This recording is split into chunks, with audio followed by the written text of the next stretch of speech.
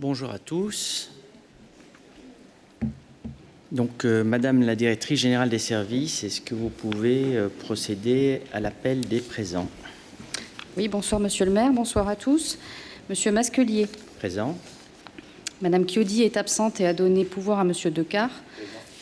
Monsieur Decart. Madame Delaunay-Quédomar. Monsieur Isépi est absent et a donné pouvoir à Monsieur Masquelier. Monsieur Grillet. Madame Ramy est absente et a donné pouvoir à Monsieur Tibéri. Monsieur Eudiard. Madame Lombard. Monsieur Sabi. Madame Blanc. Madame Lopez. Monsieur Chiron. Madame Zucco est absente et a donné pouvoir à Monsieur Chiron. Monsieur Cordina. Madame Siffre. Monsieur Bonal. Madame Meyer. Madame Arnaud. Monsieur Boyer. Est absent. Est absent. Monsieur Genoux. Monsieur Debézieux. Monsieur Quédomar. Monsieur Girardin. Madame Bezin. Monsieur Tibéri. Monsieur Moranval. Madame Marcandella est absente et a donné pouvoir à Monsieur Grillet. Monsieur Marty est absent. Madame Jacot. Madame Dubois-Mougin. Monsieur Spinierny. Monsieur Tomasi est absent.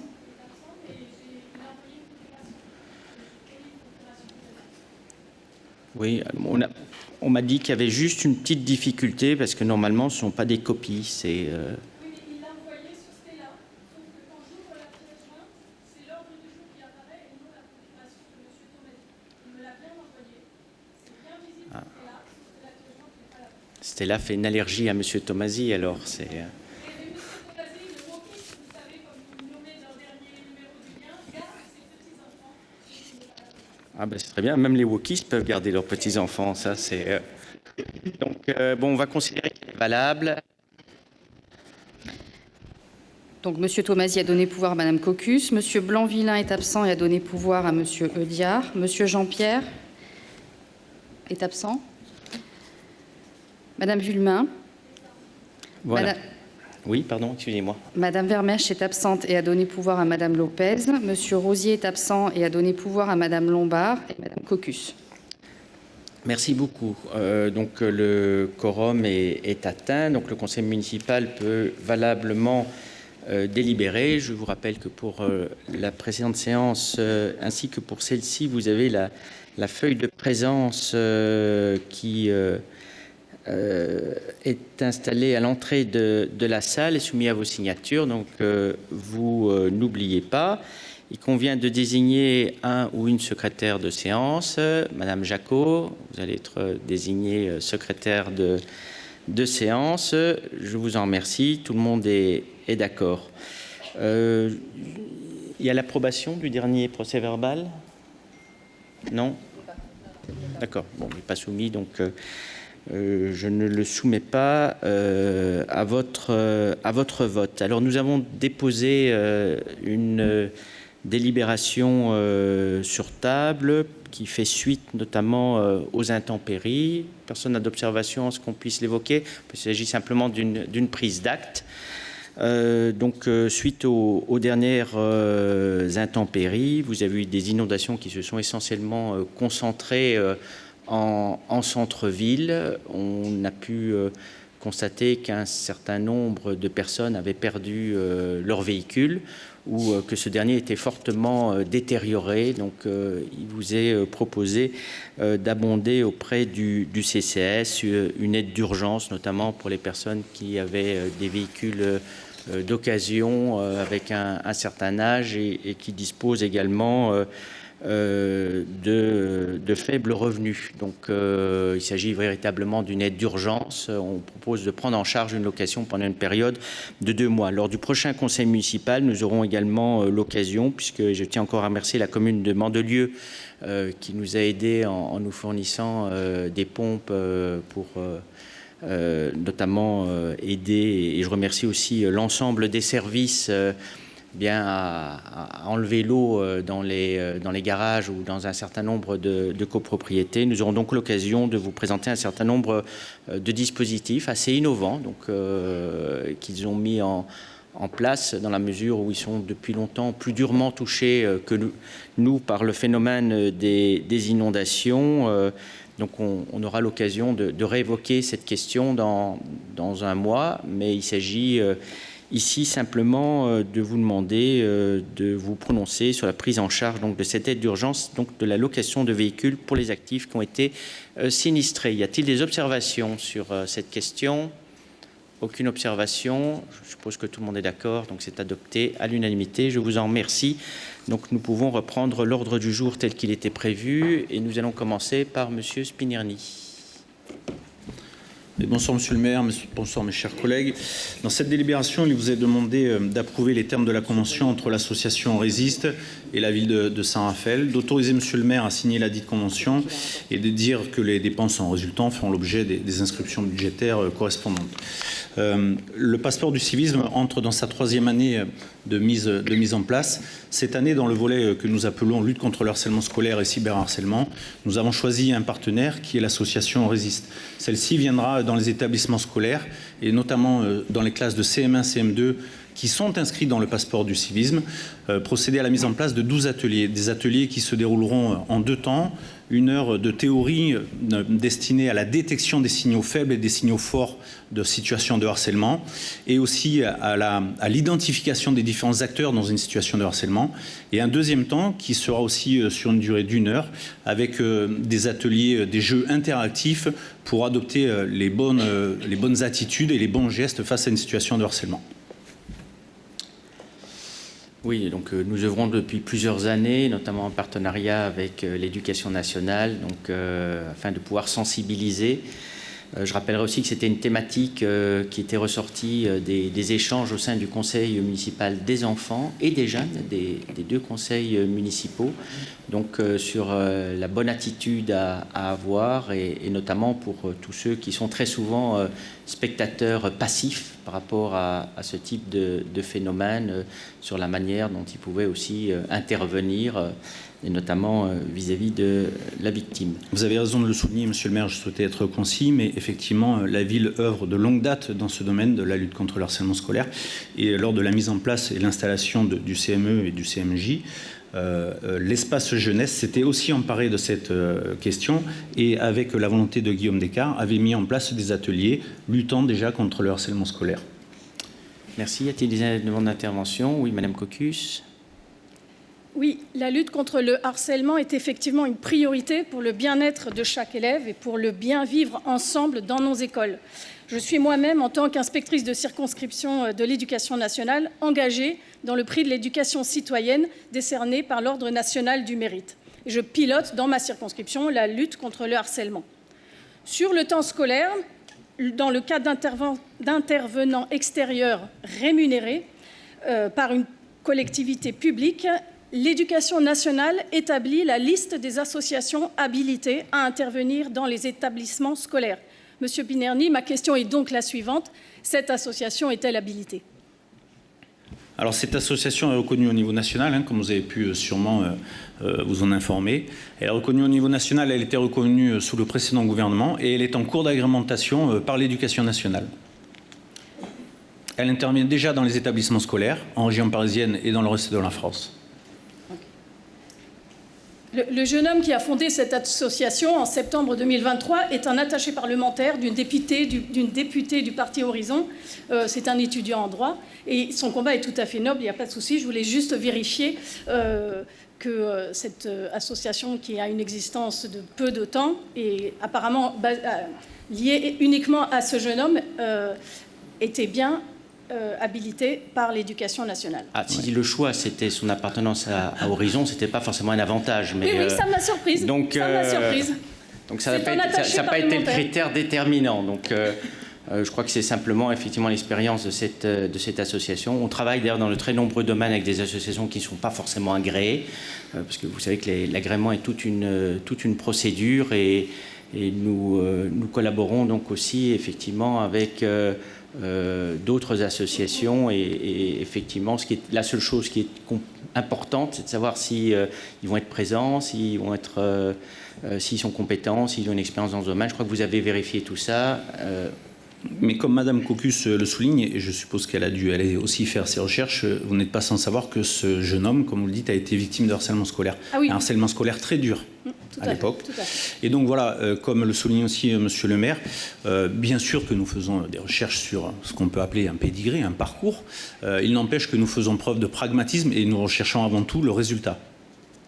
Oui, sauf qu'il y a la loi qui dit que l'éducation nationale doit agréer l'intervention rémunérée. Oui. Mais dans le cadre du passeport du civisme, je peux vous assurer que tous les enseignants qui ont eu à faire des actions dans le passeport du civisme ont toujours été satisfaits des partenaires que nous leur avons proposés. Je n'en doute pas. Voilà, donc tout le monde est d'accord pour prendre un représentant d'Horizon comme chargé de mission pour... Abstention pour moi, pour D'accord. Monsieur Tomasi et moi-même. Parfait. Donc, la délibération est adoptée. La délibération suivante, M. Boyer est absent. Il s'agit de, donc je vais la rapporter, il s'agit simplement de désigner un représentant de la commune au sein du conseil d'administration des établissements publics d'enseignement. On n'avait reçu qu'une seule candidature qui était celle de Madame Françoise Meyer.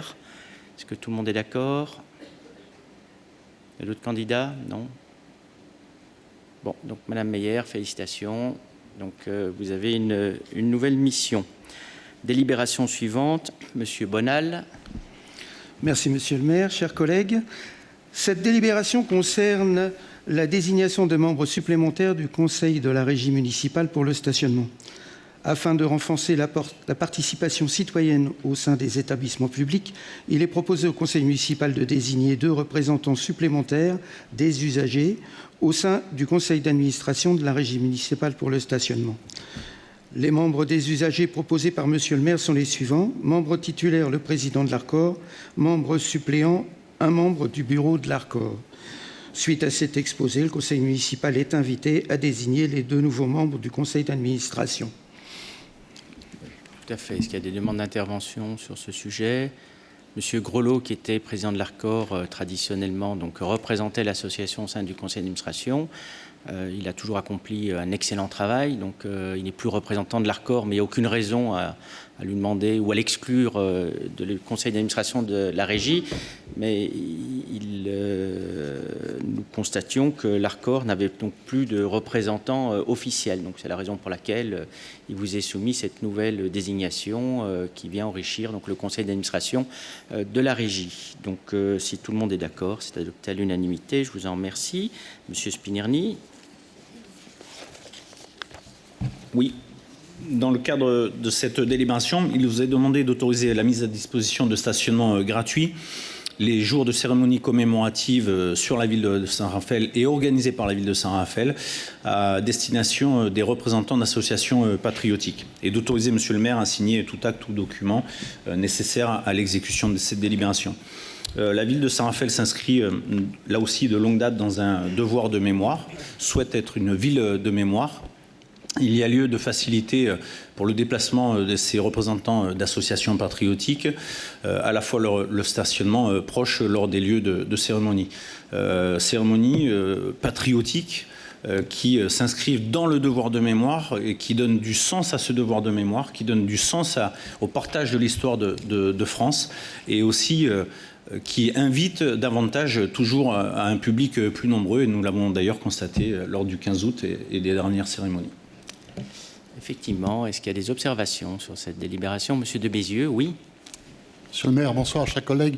Oui, je tiens seulement à rappeler que c'est une disposition qui existe déjà depuis de nombreuses années, puisque la police municipale a toujours eu conscience et s'est préoccupée du problème des stationnements de nos anciens et de nos porte-drapeaux. Donc le stationnement a toujours été gratuit depuis en tout cas 2014.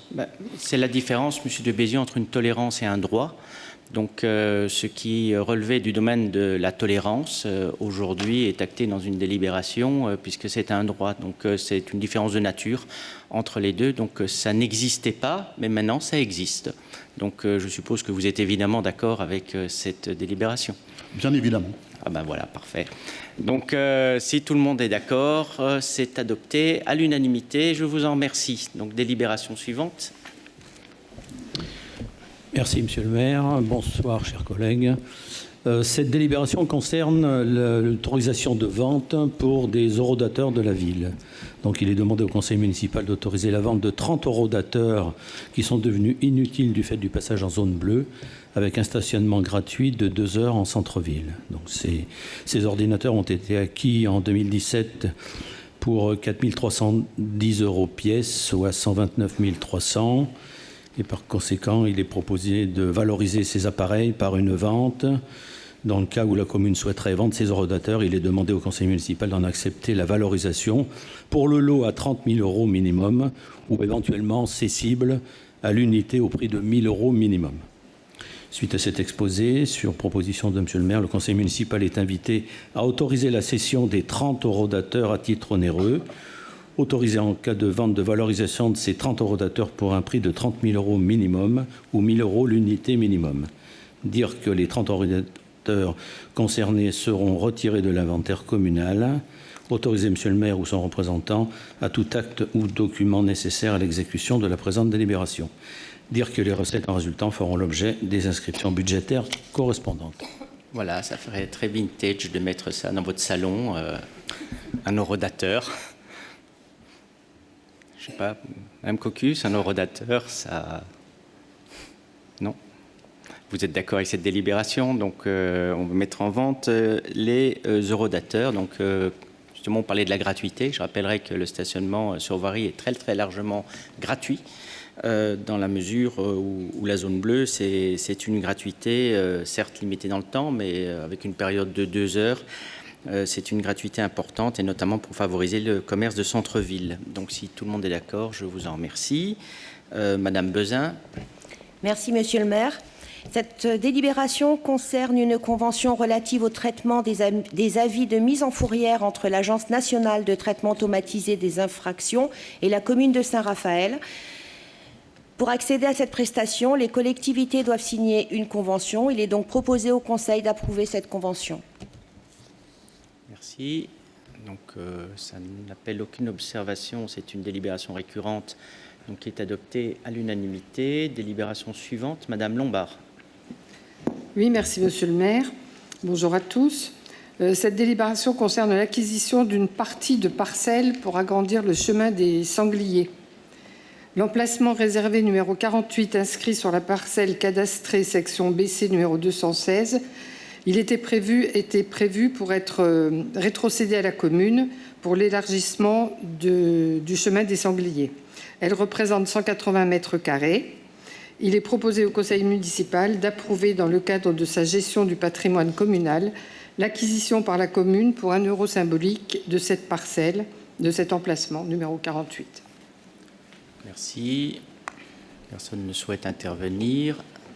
Donc c'est adopté aussi à l'unanimité. Délibération suivante, Madame Siffre. Cette délibération concerne la vente d'une parcelle du patrimoine communal. La commune est propriétaire d'une parcelle cadastrée section A0 numéro 968 de 4 748 mètres carrés. Elle est située au cœur de la zone d'activité économique du Cerceron. Estérel Côte d'Azur, agglomération, est intéressée par ce terrain. Le service des domaines a estimé celui-ci à 405 000 € hors taxes, vente non soumise à TVA. Il vous est donc proposé de céder... Il est donc proposé au conseil municipal de céder la gestion donc, de cette parcelle à Estérel Côte d'Azur agglomération. Voilà. Y a-t-il des questions? Oui, Madame Cocus. Oui, est-ce qu'on a déjà connaissance du projet pour cette parcelle?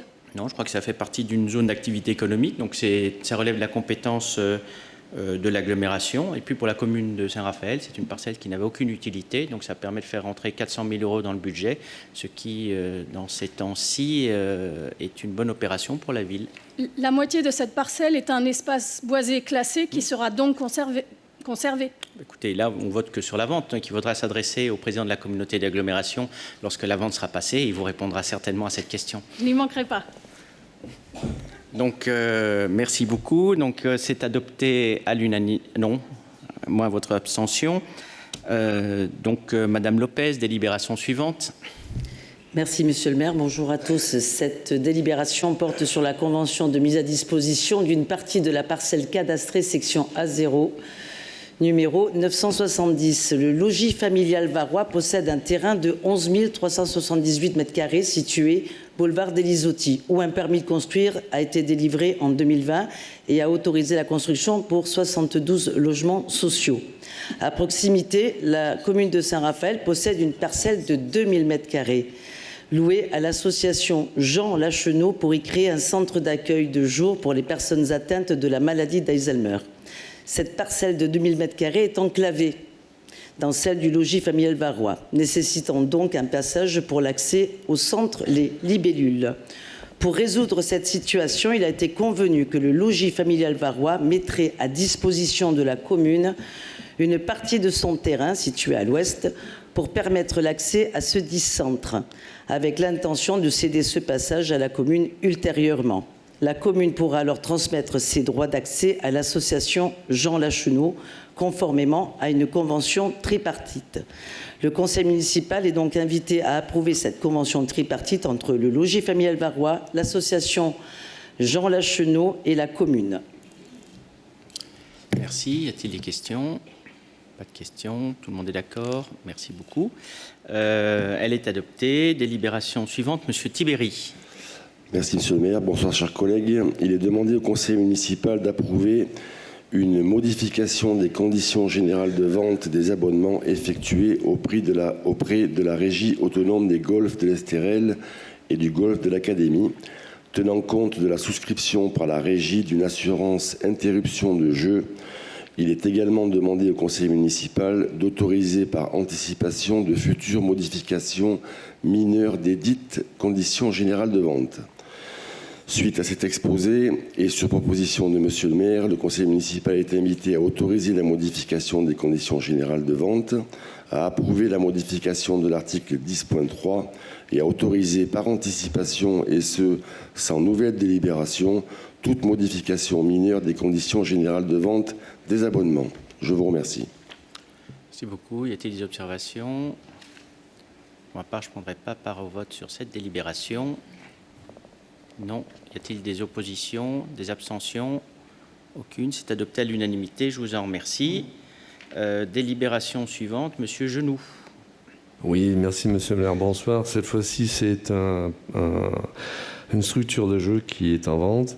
La commune, en effet, a acquis le 3 septembre 2002 une structure multisport de jeu pour installation de centre de loisirs de Val-d'Escure.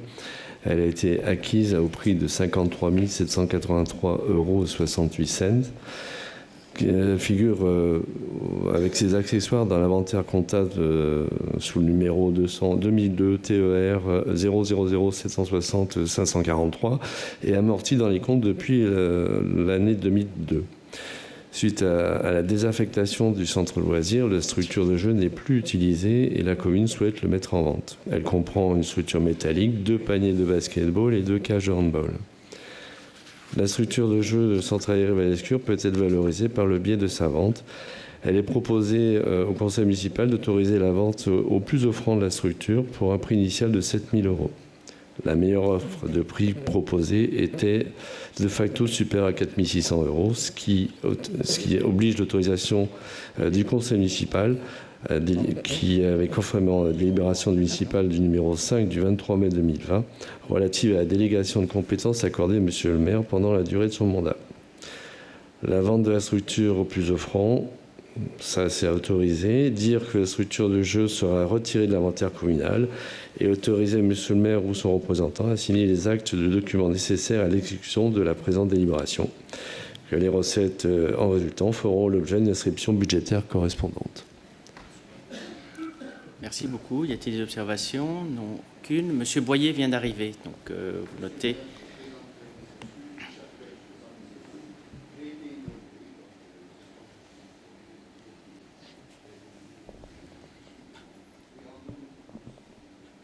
Merci de toutes ces explications. On note la présence de Monsieur Boyer. C'est retenu pour un problème d'assurance. Donc, pour la délibération de Monsieur Genoux, y a-t-il des observations? Non, aucune. Donc, le vote est adopté à l'unanimité. Je vous en remercie. Monsieur Girardin. Monsieur le maire, chers collègues, bonsoir. Le centre nautique municipal possède 8 bateaux à voile de type Optimis qui sont aujourd'hui hors d'usage. Et le club House Bodino possède aussi du matériel de cuisine également aujourd'hui hors d'usage. Il s'agit d'un lave-verre, d'une machine à glaçons, de 2 lave-vaisselle, d'un four à pizza, d'un four gastro-réfrigéré et d'une armoire frigorifique à légumes. Ce matériel doit être détruit et retiré de l'inventaire. Suite à cet exposé, le conseil municipal est invité à approuver la destruction du matériel décrit ci-dessus, décider le retrait de l'inventaire communal de ce matériel et autoriser monsieur le maire ou son adjoint délégué à signer tout acte afférent à la mise en œuvre de la présente délibération. Merci. Donc, sans observation, c'est adopté. Délibération suivante. Madame Blanc. Monsieur le maire, merci. Chers collègues, le conseil municipal est invité à approuver la sortie de l'inventaire et la destruction des équipements de l'office de l'accueil de loisirs sans hébergement de Valescure, dysfonctionnants et devenus obsolètes. Ils doivent être déposés et mis à la réforme. Vous en trouverez la liste ci-dessous. Et donc, le conseil municipal est invité à approuver la sortie de cet inventaire et autoriser la destruction de ces équipements. Merci beaucoup.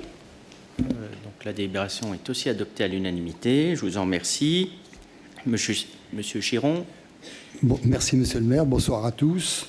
Il est proposé au conseil municipal de prendre acte des rapports annuels 2022-2023 de la mission de contrôle concernant les associations subventionnées. Par délibération du numéro 5 du 23 février 2022, le conseil municipal a créé une mission d'information et de contrôle du respect des engagements pris par les associations subventionnées par la ville, signataires d'une convention d'objectifs.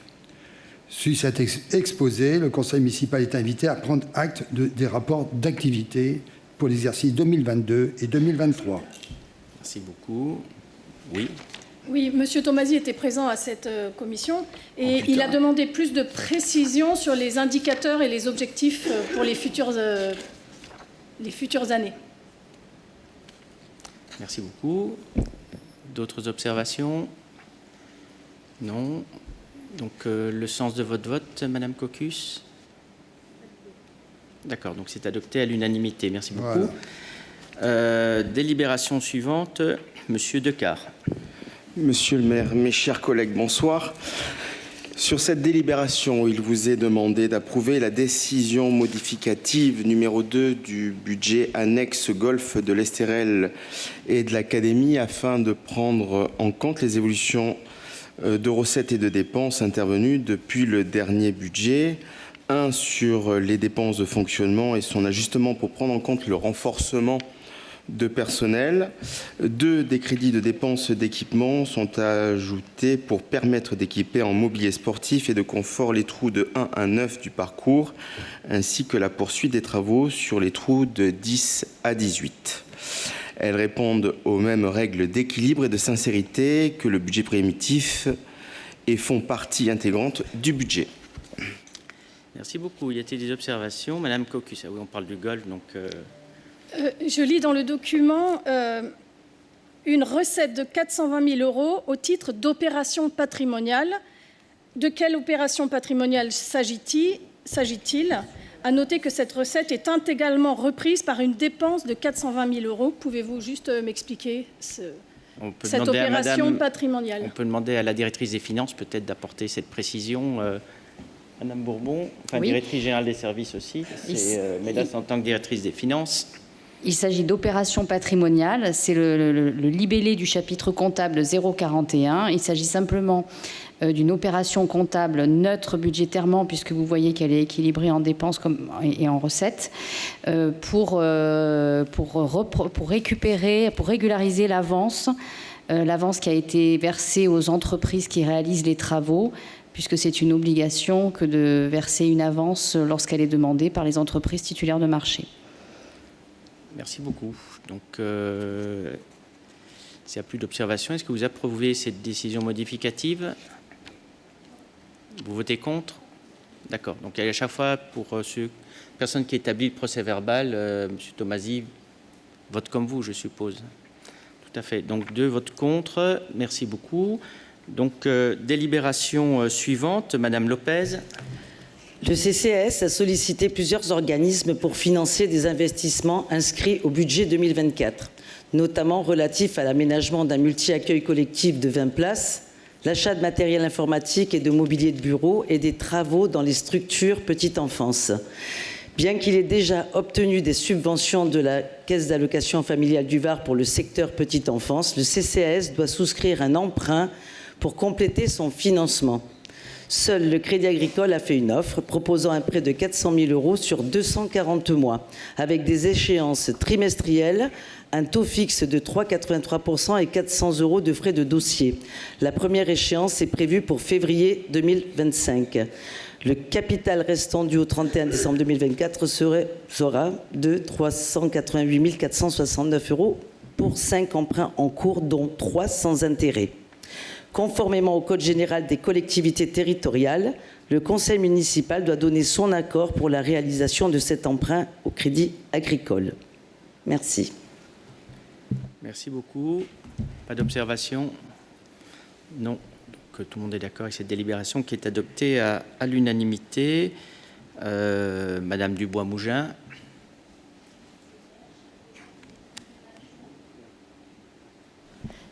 Cette délibération propose la dérogation à la règle du repos dominical des salariés pour l'année 2027. Après avis favorable du Conseil communautaire de l'Estérel-Côte d'Azur agglomération, le Conseil municipal est invité à se prononcer sur l'ouverture toute la journée des établissements dans lesquels s'exerce un commerce de détail à prédominance alimentaire les dimanches susvisés.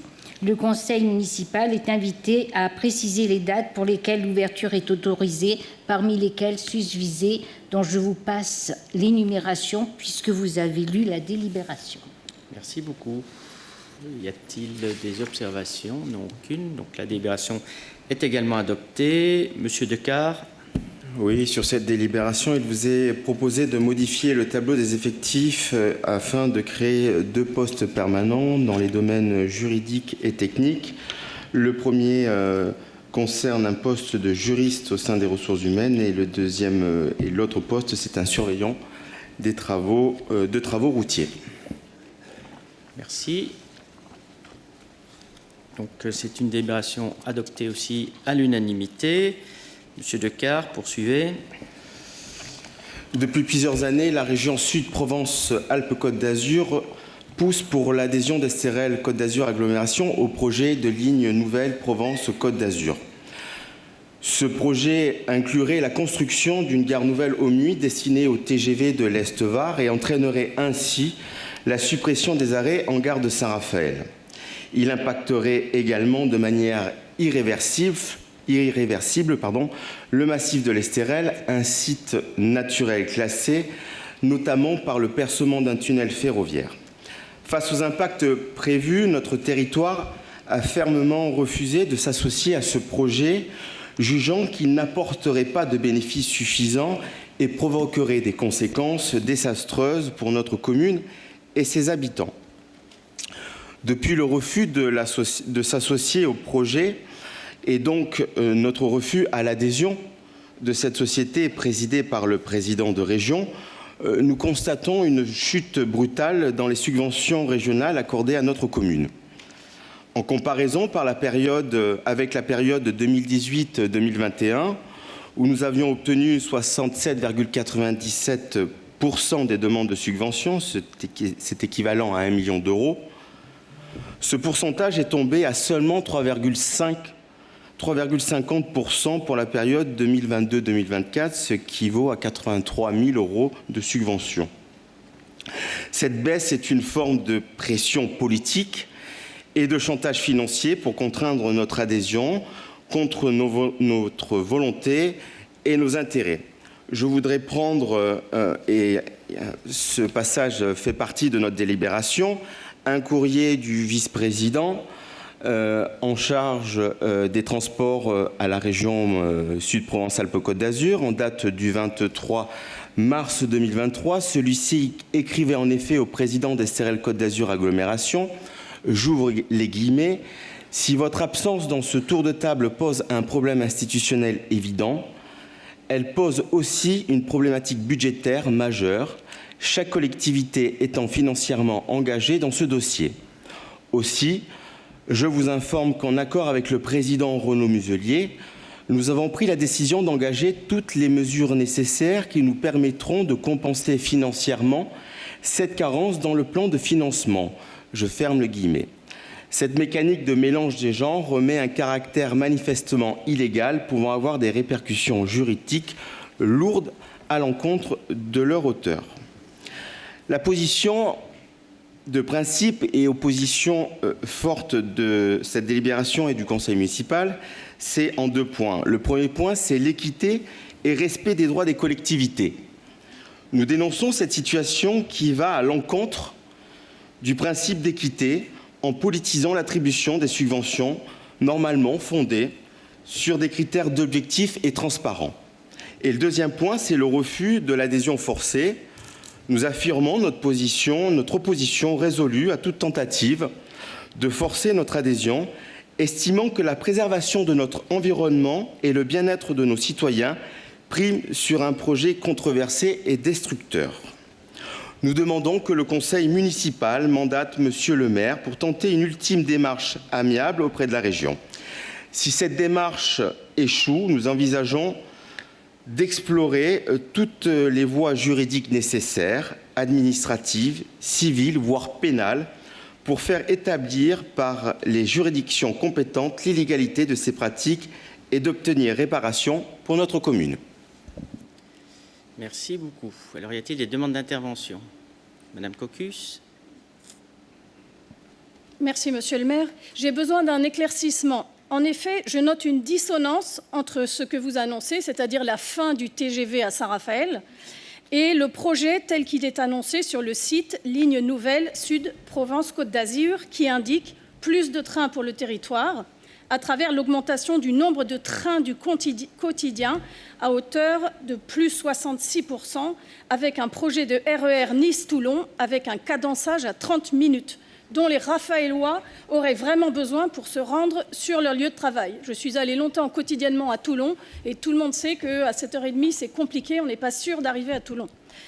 Pareil pour ceux qui partent sur Cannes ou Tout Nice. à fait.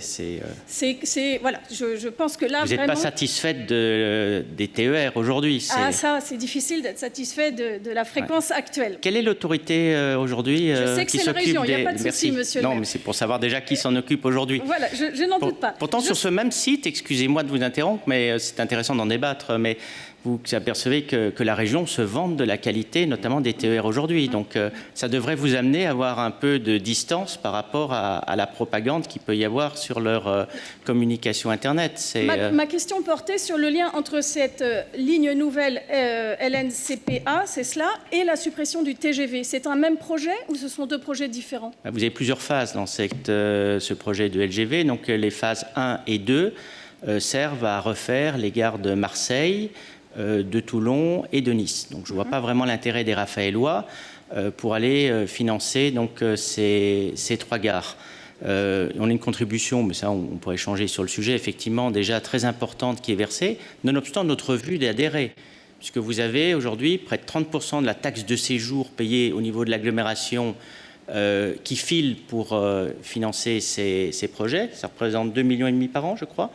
sans limite de durée. Et puis d'autre part, vous avez également une taxe sur les bureaux, dont on n'a pas encore le montant. Je ne vois pas en quoi les propriétaires de bureaux sont mis à contribution donc, pour ce projet, qui n'a strictement aucune utilité sur le territoire.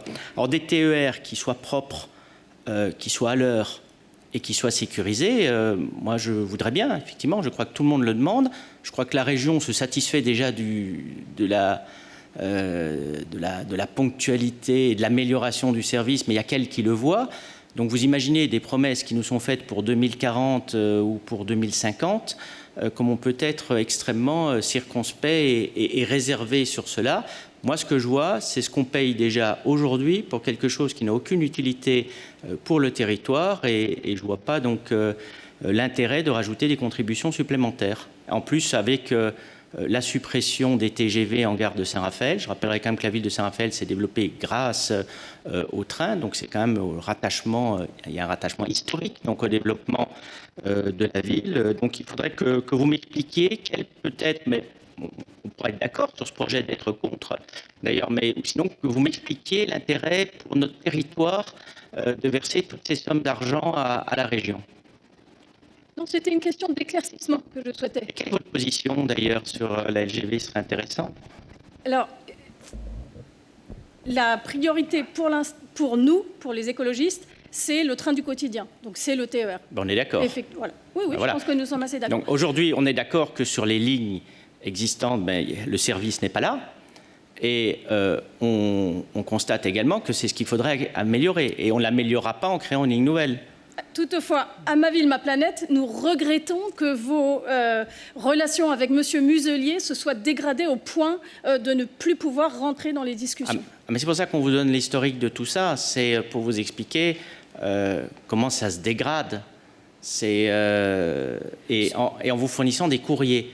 Parce que soit vous êtes d'accord et ça va bien, soit vous n'êtes pas d'accord et on vous supprime les aides. Et ça de manière totalement illégale.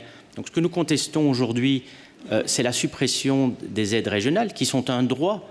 Ce n'est pas une faveur. M. Muselier n'a pas à décider de manière totalement discrétionnaire s'il va donner aux contribuables raphaélois sa quote-part des aides régionales.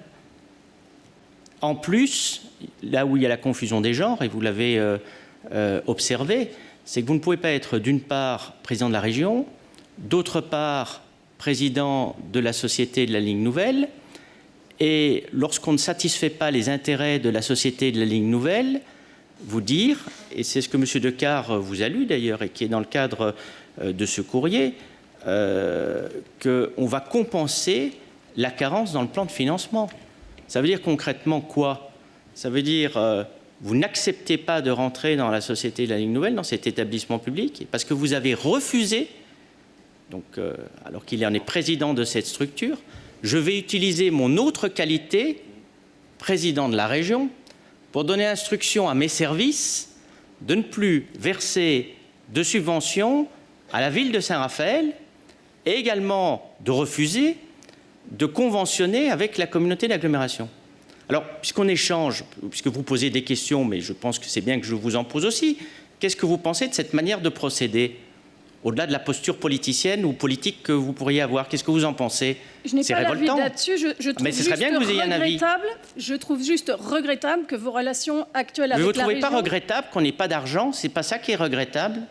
Je trouve juste regrettable que vos relations avec la région soient dégradées au point de ne plus pouvoir travailler avec eux. Voilà, c'est tout. Oui, enfin, ça vous arrange de vous exprimer comme ça. Vous êtes nouvelle parmi nous, mais vous pourriez avoir un peu plus de franchise en considérant tout simplement que c'est scandaleux cette confusion des genres qui prive la ville de Saint-Raphaël de plusieurs millions d'euros et qui prive également la communauté d'agglomération de plusieurs millions d'euros. En tant qu'élu raphaélois, je pense que vous devriez, au contraire, face à cette posture tout à fait scandaleuse, voire illégale, voire délictuelle, vous joindre à nous pour exercer tous les recours. Moi, je ne demande qu'une seule chose de la part de M. Muselier.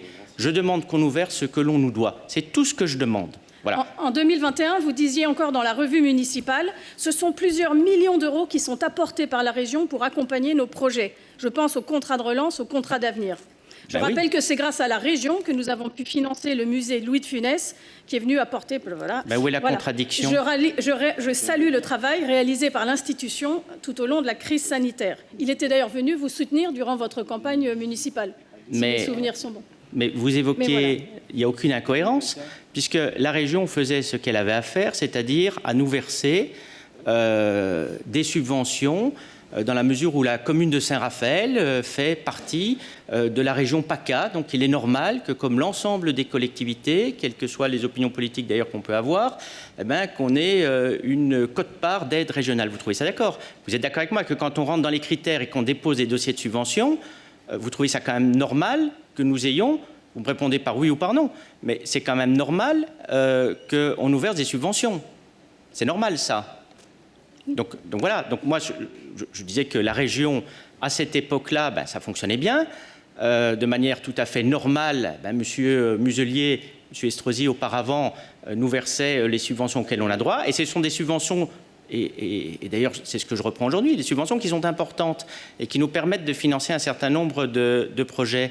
Et je constate simplement que du jour au lendemain, parce que nous avons refusé d'adhérer à ce projet de la ligne nouvelle, alors que c'était une option que laissait M. Muselier. Je vous communiquerai les courriers qu'il écrivait en disant voilà le projet, ce serait bien que vous puissiez adhérer. Donc ce n'est pas une obligation, c'est une option. Donc nous considérons et nous constatons qu'il n'y a que des inconvénients. Donc on refuse de donner de l'argent, et pas un peu d'argent, parce que c'est des millions d'euros supplémentaires à ceux que j'ai déjà évoqués, que nous aurions dû verser, tout ça pour ne plus avoir nos TGV. Donc on dit non. Et confusion des qualités et des genres, on vous dit, voilà, puisque tu n'adhères pas à mon établissement public dont je suis le président, moi, président de région, je vais vous forcer, puisque c'est bien ça qui est voulu, vous forcer à adhérer en vous privant de sommes qui sont importantes pour votre fonctionnement.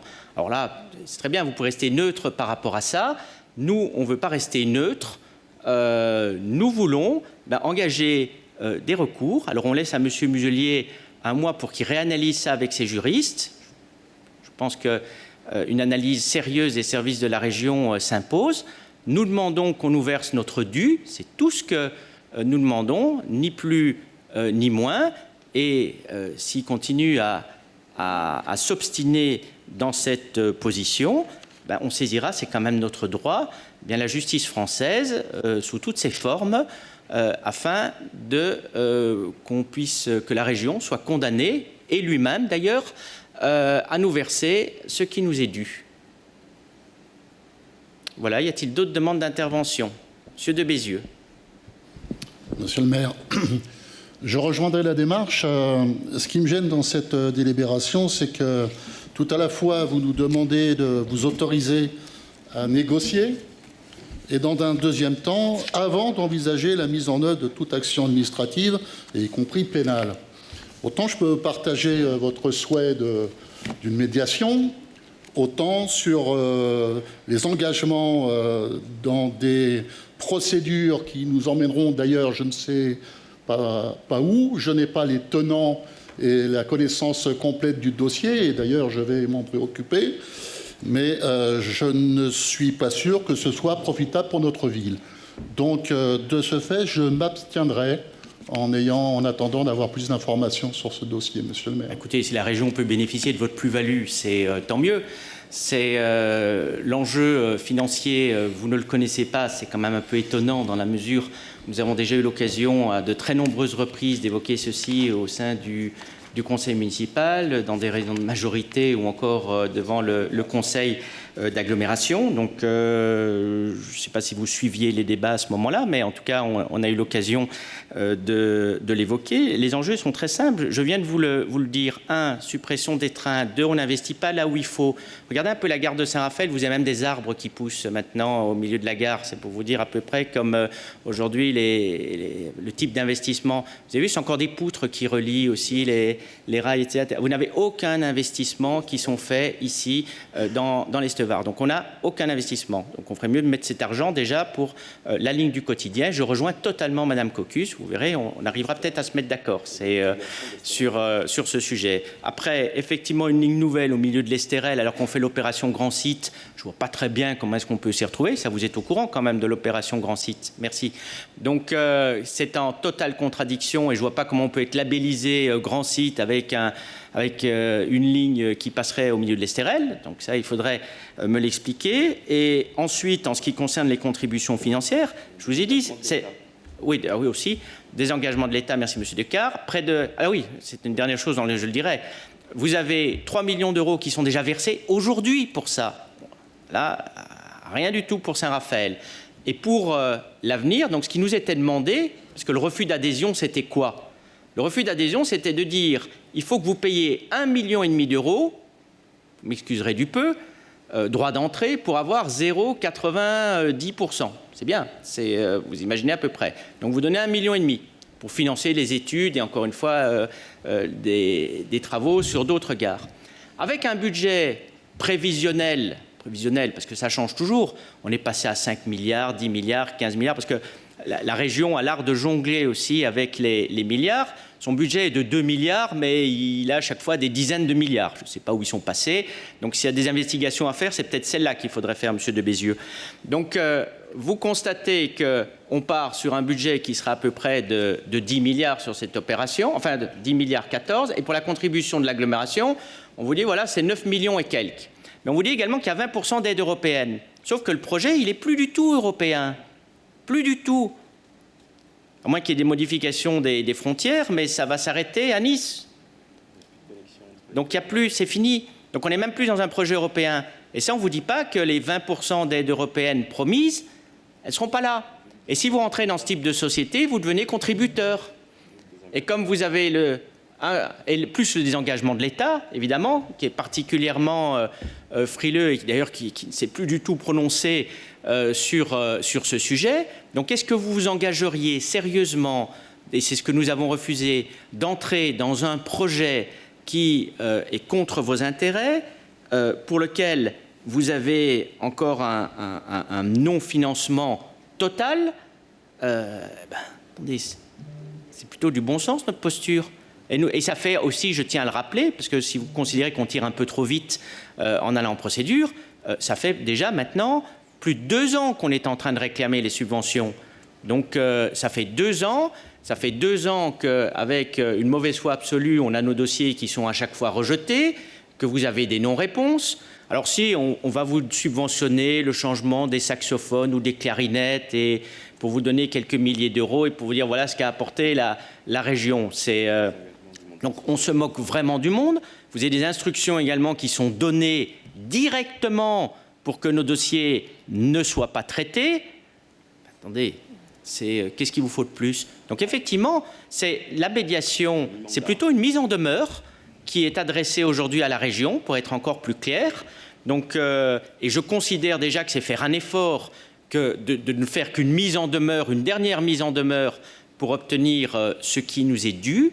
Et si nous n'avons pas ce qui nous est dû, nous irons, et c'est très clairement exprimé devant toutes les juridictions civiles, administratives et pénales, pour obtenir la réparation de notre préjudice. Voilà, comme ça les choses sont extrêmement claires. Au prochain conseil municipal, puisque le mois sera passé, soit on arrive effectivement à avoir ce qui nous est dû, et tant mieux, on passera à autre chose, ce dont je ne demande pas mieux, soit nous restons dans cette situation qui est tout à fait anormale et scandaleuse, et je vous annoncerai alors les recours qui auront été déposés.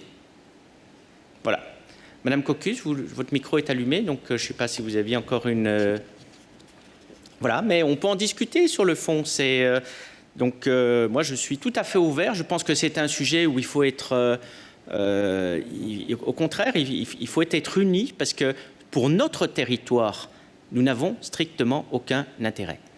Il y avait d'autres façons aussi de procéder de la région, de dire qu'il y a des territoires qui vont être gagnants, des territoires qui sont perdants.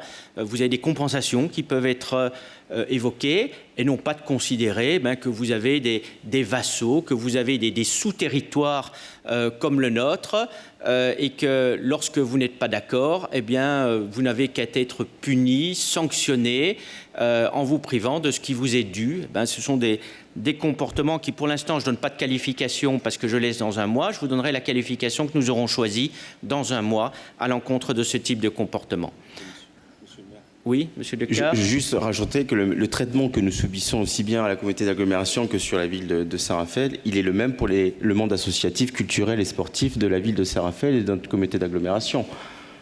Et les entreprises qui font des demandes de subventions. En quoi une association sur le territoire doit-elle aussi être sanctionnée? Vous êtes au courant de certaines associations qui ont été sanctionnées tout simplement parce qu'elles avaient le siège sur notre territoire? C'est scandaleux. Scandaleux. C'est...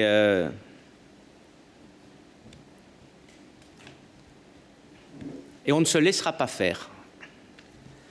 Donc, est-ce qu'il y a d'autres demandes d'intervention? Monsieur Spinerny. Oui, Monsieur le maire, je souhaitais poser une question à Madame Cocus parce que j'entends vos préoccupations quant au train du quotidien, mais je n'ai pas entendu votre positionnement quant à la création de cette ligne nouvelle, à la construction de cette ligne nouvelle. Nous sommes contre les infrastructures, en cette période de disette budgétaire, ces très grands travaux comme passer comme le tunnel sous l'Estérel ne nous semblent pas pertinents. Merci. Pour gagner quelques minutes pour arriver à Nice. 10 minutes. 10 minutes pour 10 milliards. Voilà. Donc, le projet n'est pas utile et on nous demande de payer. Et on nous punit parce qu'on ne paye pas. Alors qu'on n'est pas obligé de payer.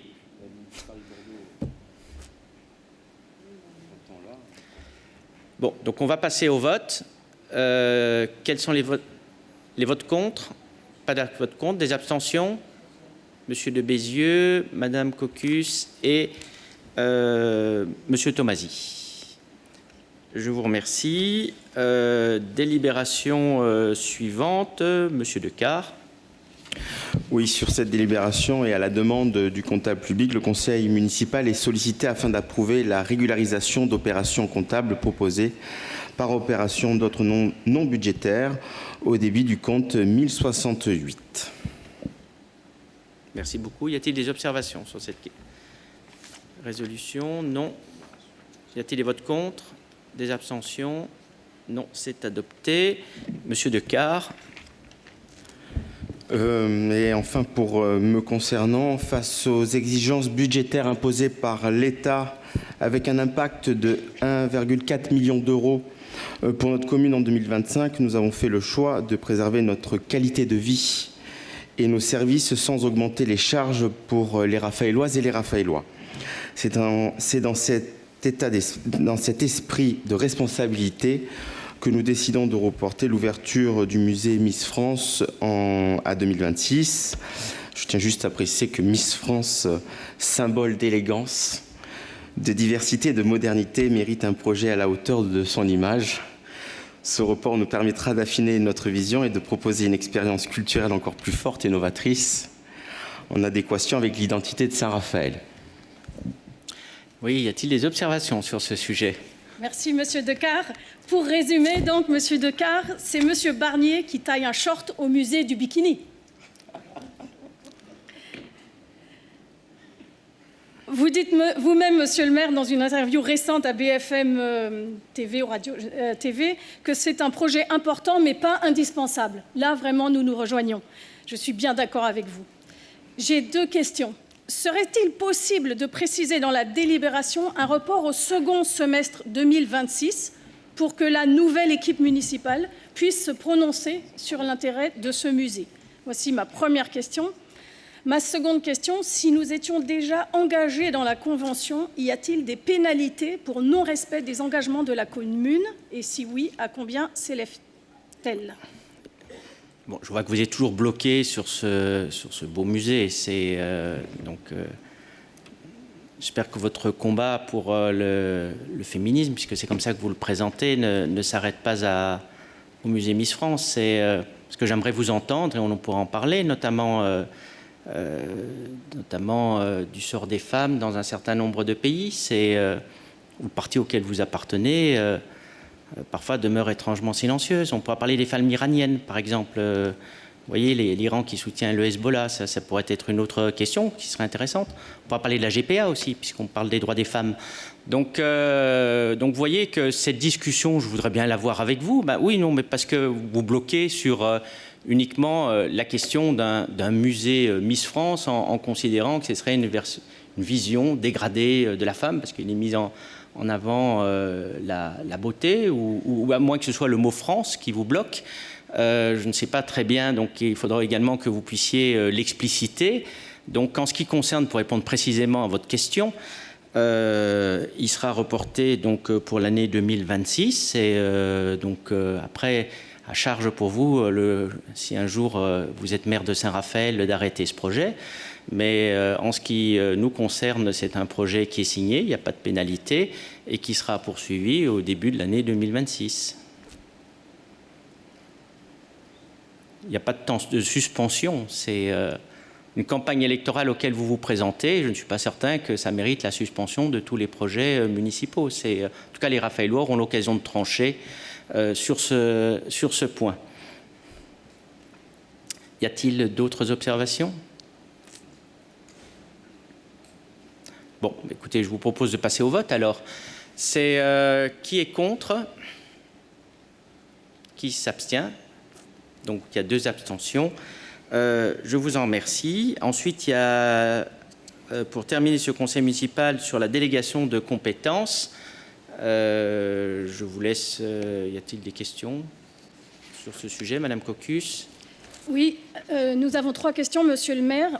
Y a-t-il une limite à vos délégations? Et si oui, est-ce un montant financier ou un périmètre d'action? On l'a voté, c'était la première séance du conseil municipal, donc je n'ai pas en mémoire, puisqu'il y avait une vingtaine de cas pour la délégation qui a été accordée par le conseil municipal au maire.